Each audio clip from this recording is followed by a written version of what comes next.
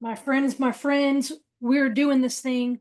Look, one video a day for the first 100 days of 2025. Look, if you're like me down here in the South Louisiana parts, I have been busy, really just prepping pipes, doing stuff like that. If some of you may know, I'm actually prepping for my workshop, which is tomorrow and Tuesday. You see here, this is my manual. These are my notes for speaking. All right, so let's get to it. Today's topic. So busy, right? But guess what? We're still getting in. We're still putting in the reps. This is still going to be a video that's going to be helpful for you. So let's jump to it. So today's tip is 5 bad habits that real estate investors have. These are things that I want to encourage you to do some self-assessing and say, hey, do I do some of these things? And then obviously we're going to talk through them. So first one, a bad habit that I've seen investors have is that they wait for the perfect deal to come around. And what I mean by that is pretty commonly you see people who are like, well, I just want to, change the carpet and paint. But then yet they want a great discount, and it is really difficult to get a easy rehab at a steep discount. If you are wanting to do less work, you either have to have higher skills. So that's usually when I stop foreclosure. So I'm handling a financial problem with the house. But then I have to have the skill of knowing how to stop the foreclosure, find those folks, deal with the situation, all of that. And yes, I can get them at discounts, but again, that is offset by that other skill. So if my skill is not in the rehabbing, my skill is coming from somewhere else. So those are some things to keep in mind. If you're waiting to get a property at 50 cents on the dollar and it needs nothing, nothing more than paint and carpet, look, HGTV syndrome, not only does it have it to where, buyers are willing to repaint or change the carpet, the reality is those deals just don't come around. And so if you're waiting, if you have the bad habit of waiting around for the perfect deal, easy rehab, big discount, you're going to be sitting on the sidelines too long. Bad habit number two that I see real estate investors do is that they get stuck in this analysis and this analysis paralysis, right? It can be from, I see it come from like two or three places. One of those places is like education, right? They're constantly learning. They're almost a glutton for learning. And look, I understand if you're watching all of these white manuals and whatnot, are I mean, these are all manuals from seminars. And whether I've attended them in person or I bought the manual to basically read through the seminar. So I understand. I mean, I still attend 6 to 10 conferences a year, even 10 years into this business. So I am a fan of learning, but what I see as a bad habit is so many people kind of get stuck in this analysis paralysis where they're all education, but they don't take, any action. What I don't want is for someone to also take all the action but not have any education. I mean, that's a bull in a china shop situation. So you need to find that happy middle ground.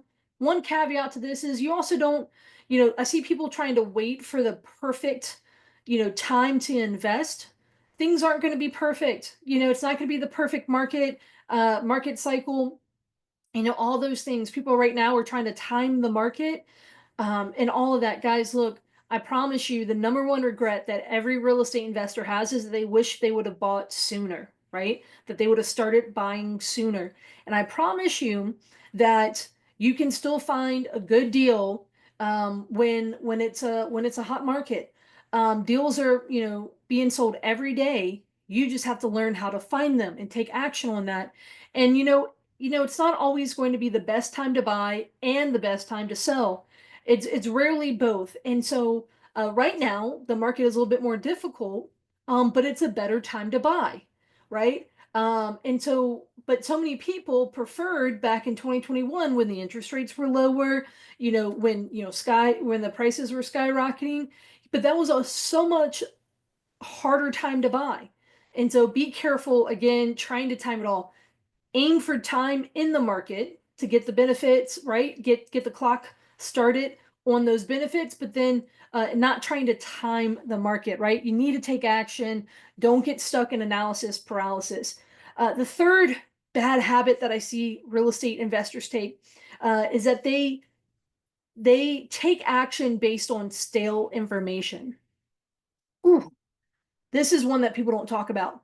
I remember I had a mentor, rest his soul. He's no longer with us, but I remember he would attend some conferences and he had like a mentor or two that he learned from. But then you can tell that he was not constantly going to learn new information. And it showed in the information that he talked through. He dealt a lot in corporations and didn't really understand LLCs and stuff like that. You can kind of tell a lot of times when people talk, you can kind of almost smell and hear their mentor on them. And that was definitely a strong case of that. I'm a big fan of learning from older school um, educators, meaning, I've got plenty of um, mentors that have been investing since the 60s and 70s, and I like to read their old material. I mean, if they're still alive and still teaching today, I still learn from them. But anytime you're learning from anything, especially when it comes, you need to understand when I'm listening and learning from this, when was this produced? What year was this information and this advice given? For example, if you're listening to a seminar, because you want to say, hey, tax laws, tax codes, legal, ordinances and principles like that can change. And then even some strategies can kind of pivot. And so you want to be careful again. You can still derive from the principles. Look, I still listen to that stuff. And I love it, like the philosophy and the principles and stuff. But at the same time, be careful with some of the more again, laws, codes, stuff like that. You also want to be mindful. So this may be more, you may say, Courtney, I don't even listen to the old school stuff, right? That's probably just me. It feels like maybe you're watching a YouTube video. Well, what if it's from a guy who's talking about, flipping in 2021 when, you can sneeze and make an extra 50 grand on a deal is what it felt like during that time. You want to be careful again, when was this content being produced and what was the market doing during that time? Because obviously what you could do in 2021 you cannot do today in 2025 in many ways in many markets. Another part, speaking of markets, is not only is market cycle important, so when someone's speaking, what market cycle were they in when they said this, but the other part of that is what market physically are they in. Look, I'm down in South Louisiana, in South Mississippi.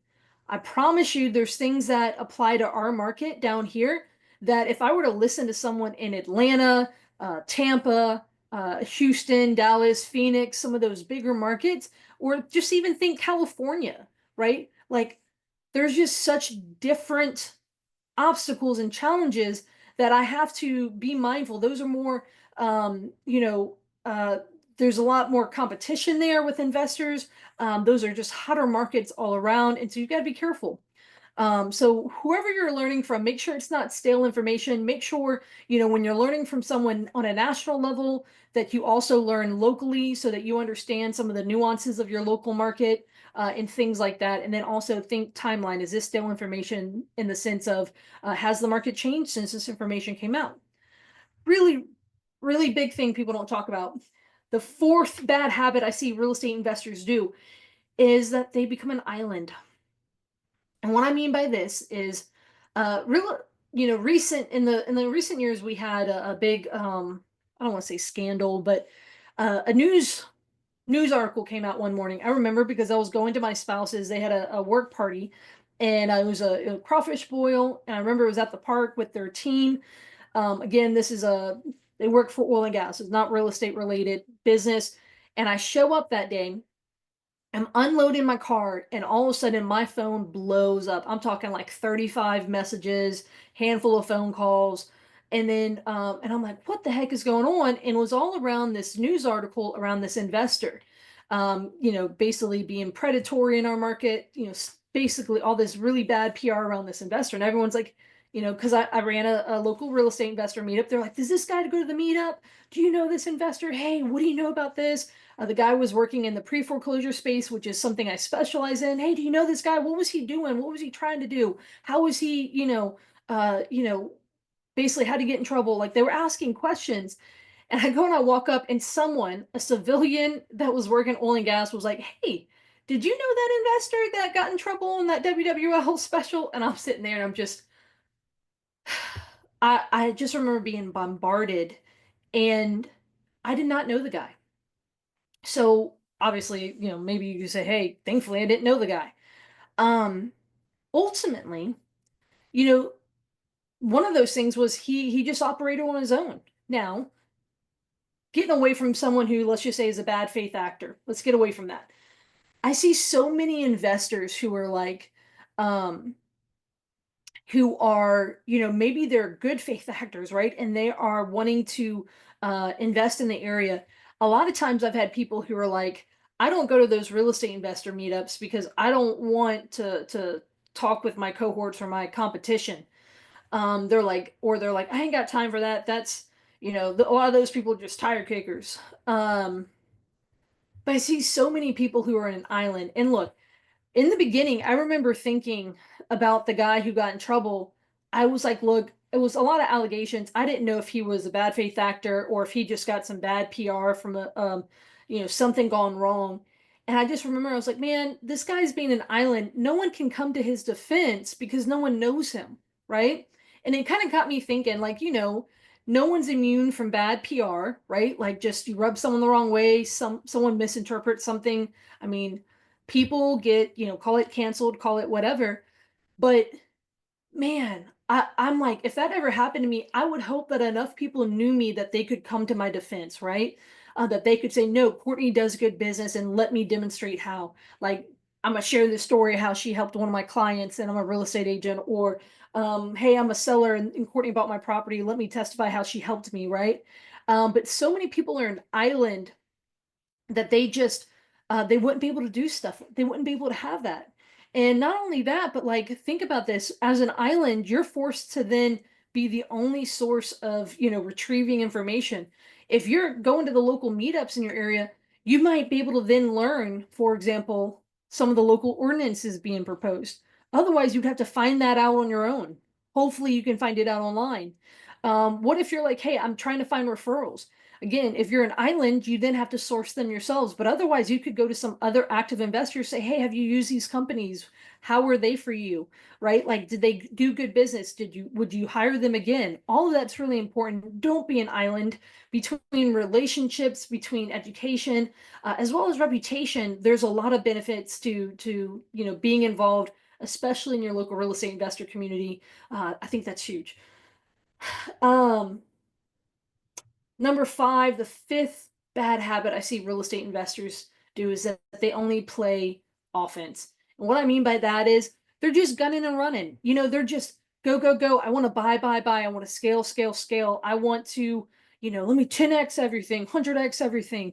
But the reality is that when it comes down to this, that one of the best things that my gray haired mentors, respectfully, my gray haired mentors who've been investing since the 60s and 70s, which let me remind you is 60, 50, and 60 years of experience, they have forgotten more than most gurus know, right? One of the best things they ever taught me was to play defense. And what does that mean? They told me, Courtney, there's so many people who were in this game with us who were successful, maybe had bought hundreds of properties, but they were no longer with them. And it's not because they passed away, it was because that they basically made bad mistakes. They had issues that took them out totally. And a lot of that had to do with they only played offense, they didn't play defense. So what does defense mean? Defense means having a plan not just for the acquisition, but also for the long haul of keeping the property and the management of it. So that means good and safe financing, right? Because yeah, you can get into a property, but like for example, if you have a hard money loan that's a 12-month loan, you better have a plan to get out of that, right? Or ultimately, maybe it looks like reserves, right? I mean, a lot of people right now are losing properties because they don't have money in the bank to handle a difficult market. Knowing when to take some chips off the table. For example, that means, maybe knowing when to sacrifice a property and sell.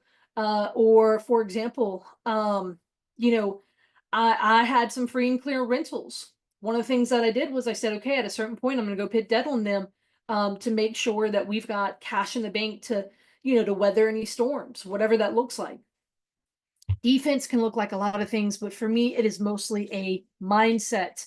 Obviously, the action can look different for everyone, but at least I'm going into it, I'm saying, let me consider risk. My job as an investor is to assess the risk and to do the best to eliminate it. So the important part here, guys, is look, these are some of the bad habits I've seen. I've seen in my own self, I've seen with other investors. I want to encourage you, if you haven't already, I put out a video yesterday called the 5 good habits that I've seen in real estate investors. Go check that out. Look, I'm doing one video a day for the first 100 days of 2025. If you go on my YouTube, you can check out the playlist. Appreciate you guys for tuning in. See you tomorrow.